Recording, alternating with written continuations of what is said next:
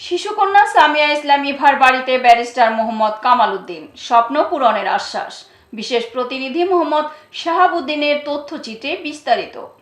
চাঁদপুরের শাহরাস্তি উপজেলা ও পৌর বিএনপির উদ্যোগে গত বৃহস্পতিবার 7ই আগস্ট ছাত্র জনতার ঐতিহাসিক গণ অভ্যুত্থানের প্রথম বর্ষপূর্তি উপলক্ষে আপসহীন দেশনেত্রী বেগম খালেদা জিয়ার সাজে সজ্জিত হয়ে সামিয়া ইসলাম ইভা নামের এক শিশুকন্যা বিজয় র্যালিতে যোগদান করেন। তার এই খবরটি আই1 TV online portal, social media, Facebook, YouTube, electronic, print media সহ স্থানীয় ও জাতীয় দৈনিকে ব্যাপকভাবে প্রকাশিত হয়, যা ইতিমধ্যে ভাইরাল।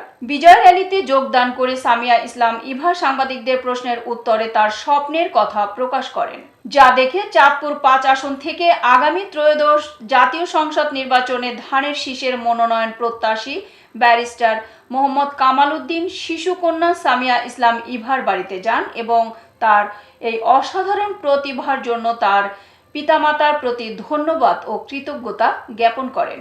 এ সময় তিনি শিশুকন্যা সামিয়া ইসলাম ইভাকে তার স্বপ্ন পূরণের আশ্বস্ত করেন। এতক্ষণ সঙ্গে থাকার জন্য ধন্যবাদ। আই1 টিভির নিয়মিত আপডেট পেতে ভিজিট করুন আমাদের ওয়েবসাইট, ফেসবুক, ইনস্টাগ্রাম ও ইউটিউব চ্যানেলে।